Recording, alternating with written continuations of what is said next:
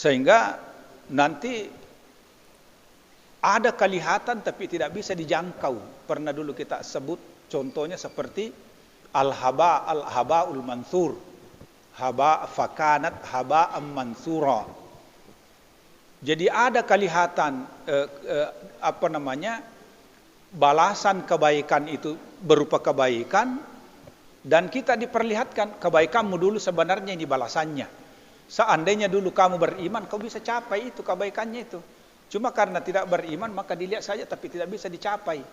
Seperti dengan al-haba. Kalau saya tidak salah ingat, pertemuan lalu saya gambarkan tentang al-haba itu yang disebut dalam Al-Quran haba'an mansura. Engkau tu biasa kau boleh pengatak singin kau madari sabbo. Yang kau tu madari engkau cahaya kau engkau tu madari korolalan narupoli singin latu engkau koro kedo irita lutu irita mi tapi rogagero danero legese rogagero tapi engkau pita lutu pada uwe tapi anu de nerule tikkangero rogagero makoro gare modelena.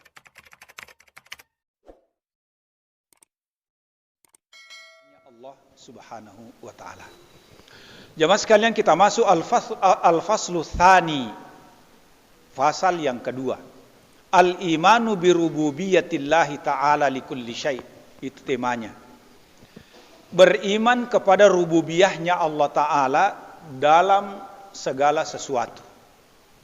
Kita lihat penjelasan beliau jamaah sekalian. Yu'minul muslimu birububiyyatihi ta'ala likulli syai'. Seorang muslim itu beriman.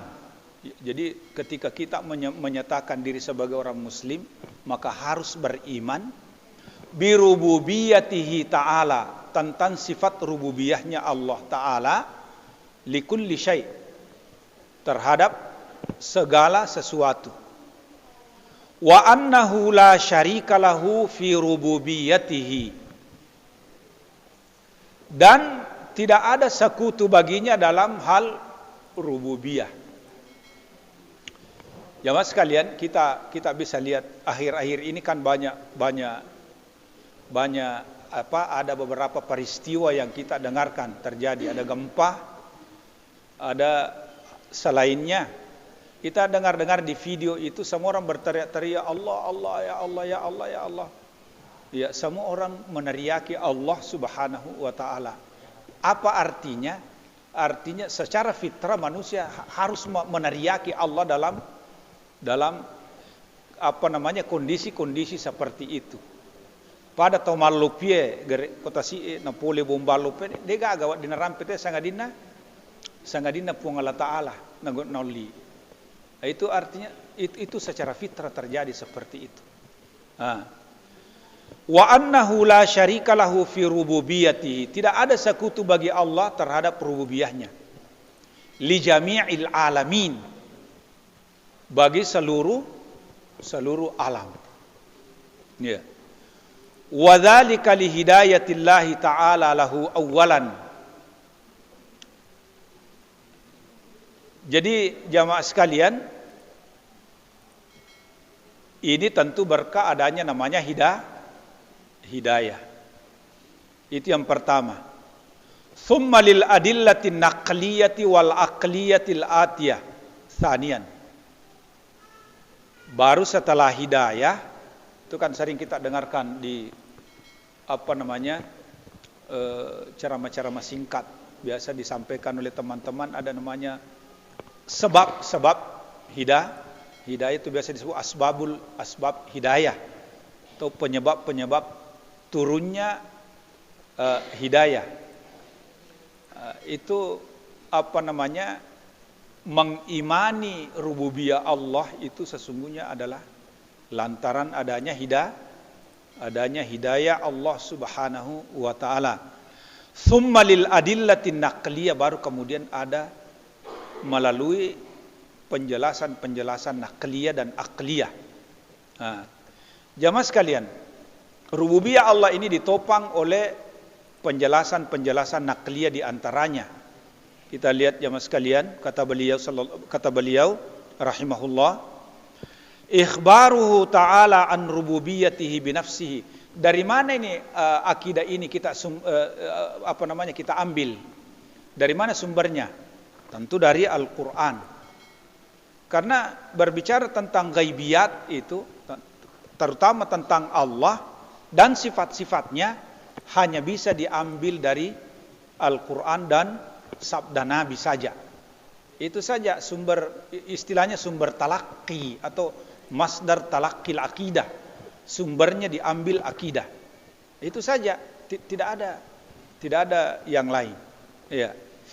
Jadi pertama, ikhbaruhu ta'ala an rububiyatihi binafsihi. Allah sendiri mengatakan tentang hal itu, tentang dirinya. Jadi Allah sendiri mengatakan seperti itu. Seperti idh qala ta'ala fi tsana'i ala nafsihi. Seperti ketika Allah memuji dirinya. Ats-tsana itu adalah pujian. Ya.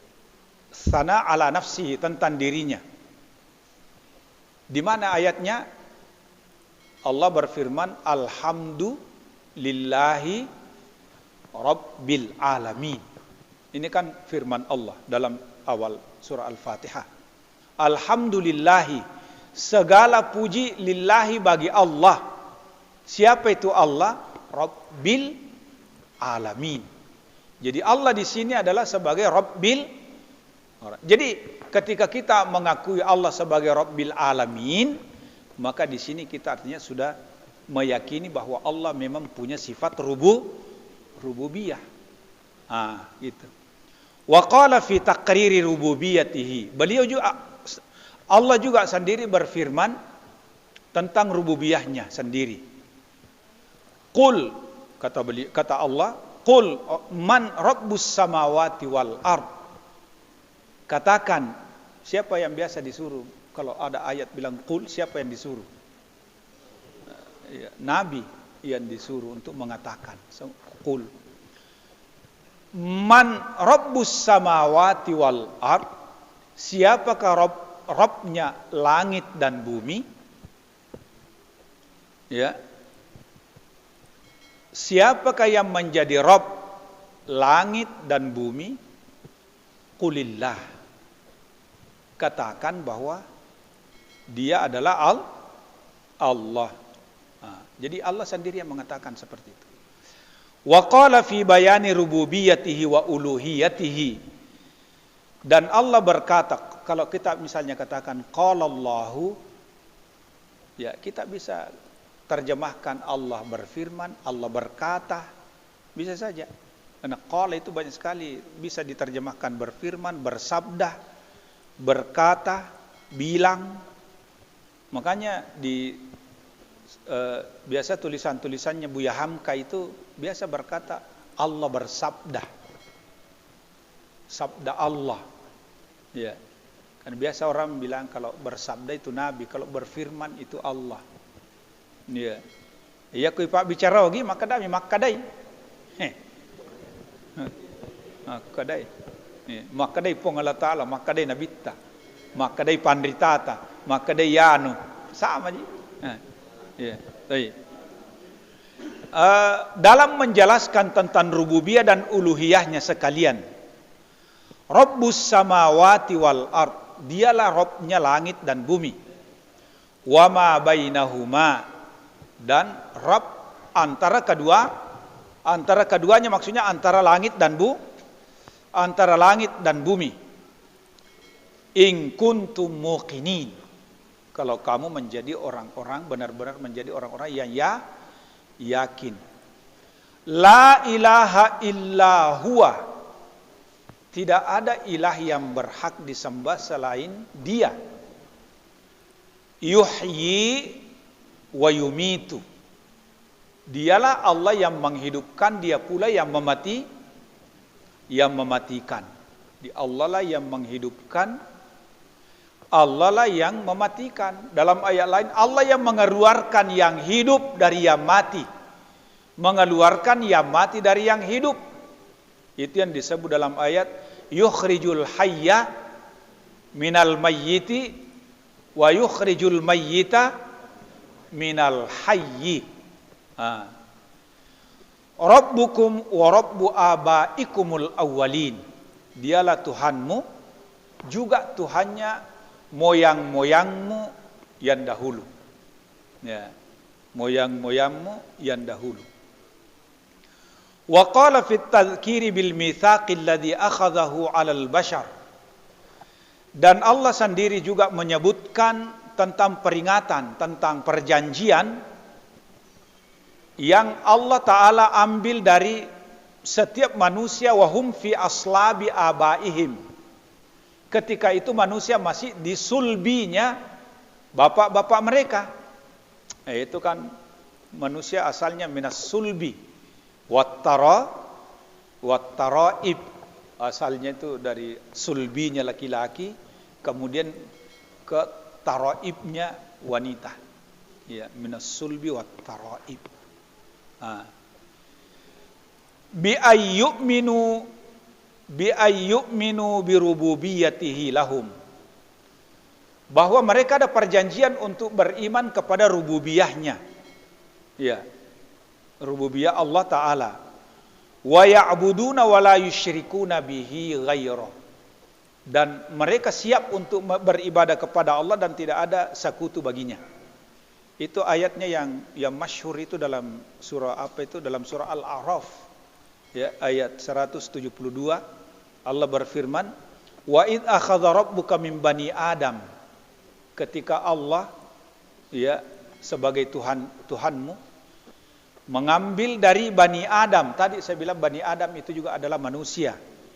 Min zuhurihim, dari punggung-punggung mereka. Dzurriyyatihim wa ashhadahum ala anfusihim. Kemudian mempersaksikan atas diri-diri mereka. Alastu bi rabbikum.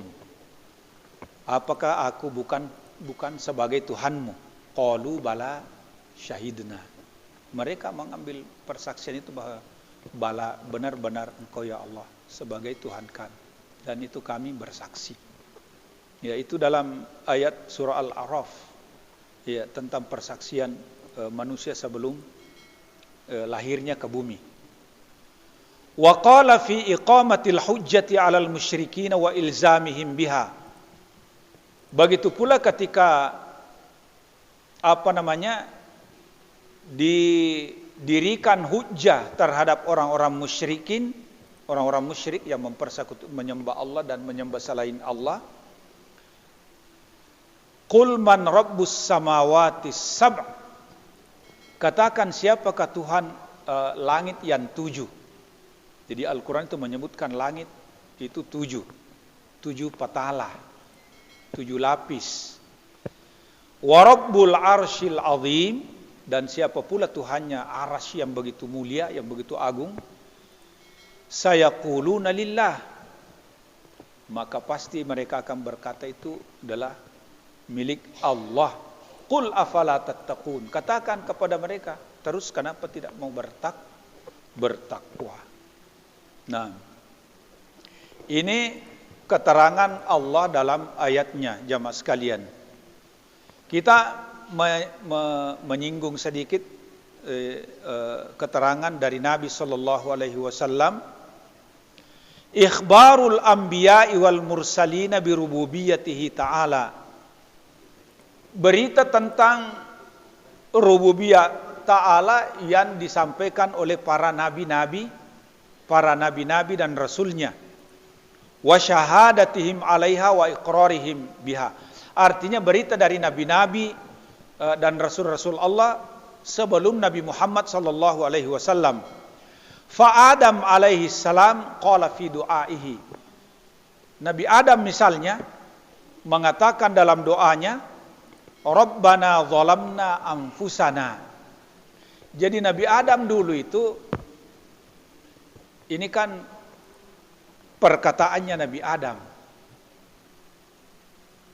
Tapi ini diwahyukan oleh Allah kepada Nabi. Nabi kan tidak tahu ini kalau Nabi Adam pernah berkata seperti ini seandainya bukan jadi wahyu. Jadi dia wahyu, tapi dia sesungguhnya adalah perkataannya Nabi Adam. ya diwahyukan kepada Nabi. Inilah yang kita baca sekarang. Rabbana zalamna anfusana. Wahai Tuhan kami telah menganiaya diri-diri kami. Wa illam taghfir lana, kalau Engkau ya Allah tidak mengampuni kami, wa tarhamna, dan tidak merahmati kami, lanakunanna minal. Ini menjadi doa juga untuk kita. Sebenarnya bagus sekali sering kita mengucapkannya sebagai doa. Rabbana zalamna anfusana wa illam taghfir lana wa tarhamna lanakunanna minal. Apalagi kita ini yang begini-begini ini, ya setiap saat, setiap waktu bisa kita terjatuh pada kesalahan-kesalahan, baik disengaja maupun tidak disengaja. Maka kita boleh mengucapkannya sebagai bentuk pengakuan kita kepada Allah Ta'ala. Ini tawaduk kita kepada Allah, kita mengakui bahwa kami ini zalim terhadap diri kami ya Allah. Kalau bukan karena ampunan dan rahmat Engkau ya Allah, maka kami menjadi orang-orang yang merugi. Wa qala wa Nuhun, dan demikian pula Nabi Nuh, qala fi syakwahu ilaih. Nabi Nuh pernah menyampaikan keluhannya kepada Allah. Kata beliau, Rabbi innahum asawni. Ini ketika Nabi Nuh berdakwah di kaumnya. Kan Nabi Nuh itu berdakwah berapa tahun itu? Hampir 1000 tahun berdakwah. Tapi yang beriman sedikit sekali. Ya. Kata beliau, Rabbi innahum asawni. Ya Tuhan kami, sesungguhnya mereka itu durhaka kepada kami, kepada saya. Wattaba'u man lam yazidhu maluhu wa waladuhu illa khasara. Mereka itu maunya mengikut kepada orang-orang yang baik hartanya maupun anak-anak tidak menambah bagi dirinya kecuali hanya kerugian.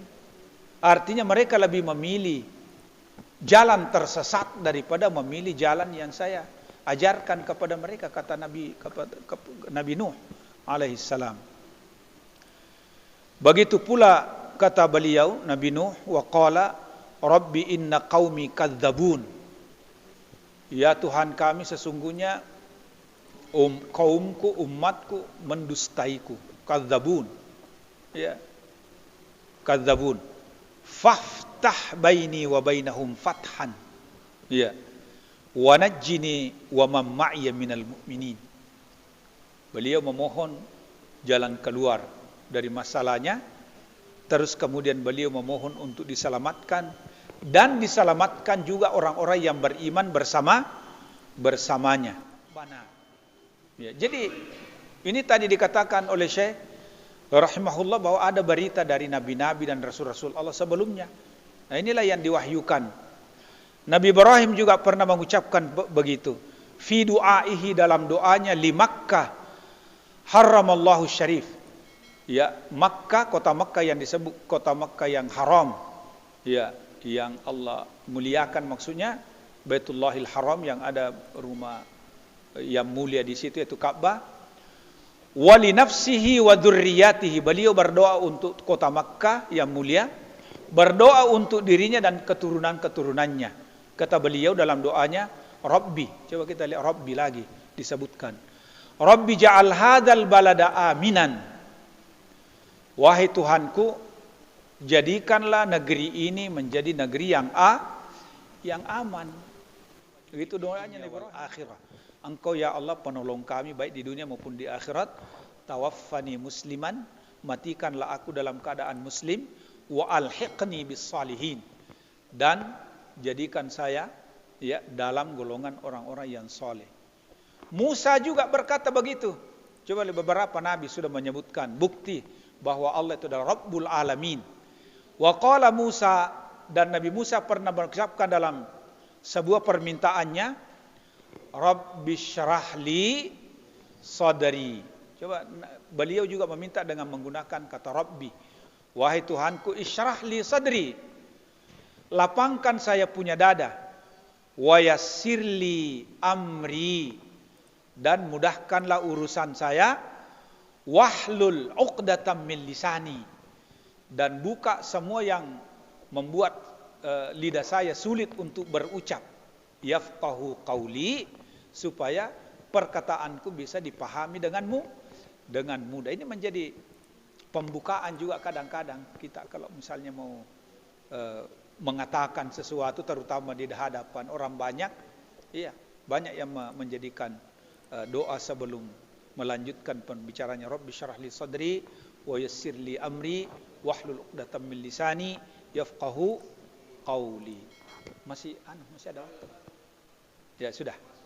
Baik, jazakumullah khairan. Ikhwas sekalian, insyaallah kita lanjutkan pada pertemuan berikutnya. Mudah-mudahan Allah memberi kita merahmati dan memberi taufik untuk pertemuan selanjutnya. Syukron wa jazakumullah khairan atas perhatian dan pertemuannya.